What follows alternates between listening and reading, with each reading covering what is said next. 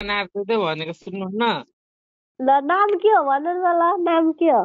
नामहरू सोधेन मैले, पुरै सिजन झारिरहेको थियो अनि बियर किनिदिएको। उफ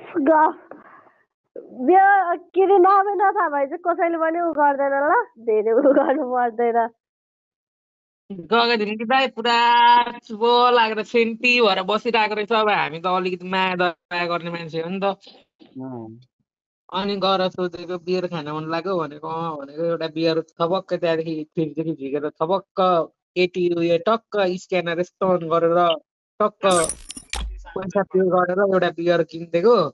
अँ, आमा खुसी भएर त दाइ त्यो टेबलमाथि चढेर यस्तो टाउकोमा बियर राखेर एउटा हात कम्बरमा राखेर नाच्दियो हो।